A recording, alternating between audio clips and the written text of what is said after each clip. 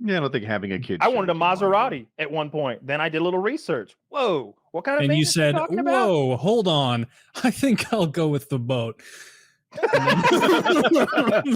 boat was fine. First of all, the tax savings on that boat are not to be sneezed at. Half my income tax was not. You save half your income tax. It's a Florida address. I got a Florida address that costs $25,000, maybe $30,000, something like that. I didn't have to pay half my income tax for. So you were saving money. I didn't. I was saving money. In the end, I probably cost me a few $1,000 without buying a boat. It wasn't tax fraud. Oh, I'm sorry. How many weeks a year did you live in this boat? There was a minimum, according to the accountant, that I had to be down there. And as far as anyone in the world knows, I was, and there's no way to prove either way. Kyle's literally spending 28 weeks a year shivering in a boat.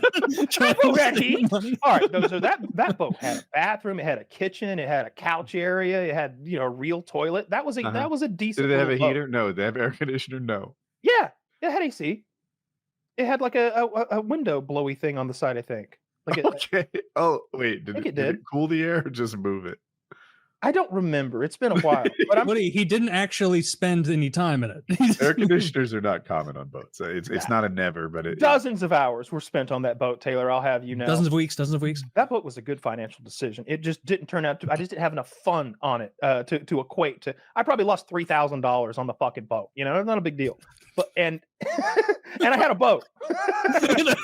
You were telling girls like, "Hey, I've got a boat." She's like, "You want to go use it?" And you're like, "Oh, okay, no, dude." No. I'm positive the lost $3,000 accounting is more creative than whatever fucking tax break he pretended to be qualified for. All right, so I bought the boat. How for much like was the 20... slip fee? It's free if you lie. It was several $100s. It was hundreds of dollars a year.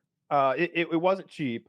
So that added up for a couple years. And then the boat itself was like, I really don't remember exactly, but say 25. And then I think I sold it for like low 20s. So, but then again, I didn't have to pay state income tax for multiple years, which added up pretty nicely. That boat was fine. What I'm getting at here, don't try to fucking muddy the water here. Try to obfuscate. No, I'm thinking if we need to remove this. It's perfectly legal. I was there. I spent 6 months of the year. I was living on that boat. Why would I remember? In Florida. I'm your witness. All those PKs you were. I wasn't on video during those PKAs. You have no way of knowing. Oh, that's why you were the shark, because you were paying homage to the boat. Of course, this gels. Yes, it was a semen thing. Yeah, or go to jail. Did you were around when he was doing this? And no. Jackie was. I guess she was still a dependent when I met her, but this is when she was younger. That's very funny. You being like, oh, very creative.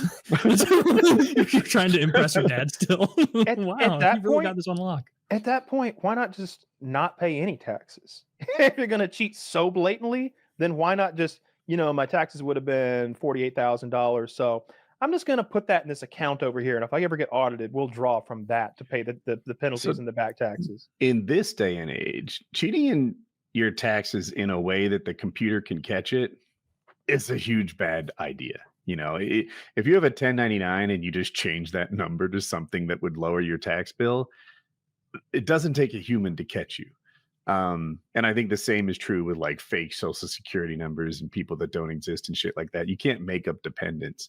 But this is probably like 1976 or 1981 or something like that. And I don't think the IRS was as good at catching automated shit like that. Yeah. That was pre-credit report. Wait, that was credit reports are that new? I think credit reports were 88 or 89. I think it's 89. You might be right. Can't be true. What? Credit scores? Yeah, that they started realizing like we could make more money if we penalize people for not being in debt. We're going to do this.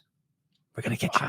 That baffles me because in 1991 I graduated high school, and the idea of like getting a credit, if you're a college student, they at least used to probably still do like just throw credit cards at everyone. There's a fucking folding table with a free credit card on it every 100 feet because college kids are a really good risk because if they take out loans they can't pay, their parents pay them. generally. And so they're just throwing, and the idea is you get one of these credit cards when they're so easy to get, build a credit record, you leave college with a good credit record, and you hit the ground running. That shit was well established in 91. So it just surprised me to learn 88 is when it started. 89, I believe. Okay. Didn't they have like stated income back in like the 70s and 80s for loans? Where you could like go into a bank and be like, I need a loan for X amount. And they'd be like, what do you make? 2007, like the ninja loans. What is ninja? No income, no job, something like that. No income, no job, no assets. Right. Okay. Yeah. I think I'll go with it. Yeah. And so I'm getting off topic, but what happened is the people that sold the mortgage and the people that serviced it for like the rest of the mortgage's term were different. So the people selling it didn't give a hoot if you paid it back. And they were just trying to get as many people possible to take out mortgages because they didn't have the risk of you paying it back. And that's why like that disassociation is what created the mortgage crisis. Yeah. Yeah. I remember I started college in 2009 and I remember thinking like, by the time I'm out of college, it's all going to be hunky-dory again. And then by the end of it, it's like, oh, it's still not as great. It'll never. What year did you get out of college? Finished in 13. So it was definitely better than 08 by a long shot, but it was still not pre-08 levels. That was when they were fussing that the recovery was slower than it should have been. Like that term. Yeah. Yeah. But I didn't know. There'll never be a better time to have kids than 25, 30 years ago. probably 60 years ago or something like that. .com boom. The 90s were the time, man. The 90s were great. I remember as a kid, just felt like everything was happy and positive. The Soviet Union had fallen. The internet was becoming a thing. Like the big political scandal was that Clinton got a fucking BJ. Like it was the economy was rocking and rolling. The deficit was only becoming a thing in the early 90s. Like it was just a wonderful time. Dippin' Dots were in full swing. The ice cream of the future, my ass. Ice cream of the future.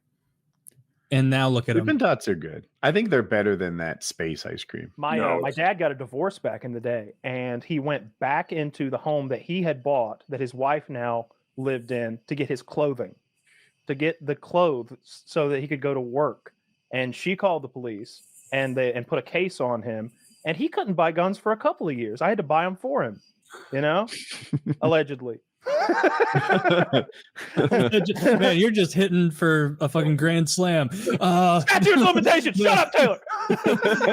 Yeah, I lived on that boat for 6 months. Fuck you. I did live on that boat for 6 months. I did not owe those state income taxes. Leave me alone. What do you work for the IRS now? What's your problem? Living on the high seas. That's why when you were saying that earlier, I'm like, we should remove that. It was 100% on the up and up. I was on that boat. Yeah, I received mail at that address. There was at the place where I kept my boat. I received mail there. What do they do? Just like throw it on the deck? No. It's a very nice it's not called the slip is where the boat sits, but the marina where I kept my boat. Like they had like facilities. Like there was a gym and a pool and it was a community at the marina that people. Because other people lived on their yachts in my marina. I had I wouldn't even say it was mid-tier yacht. Like everybody, there were some, I can't tell the difference in boats. When I was buying my boat, I was like, okay, well, I like this one a lot. What, 32,000? Okay, that's in my price range. How much is that one? And they're like 350,000. I'm like, it looks just a little better than mine. It looked like that was a 40,000 boat, not a 400,000 boat. It was literally 10 times what my boat cost, and it didn't look it. Like you can't really tell. Anyway, leave me alone, Taylor.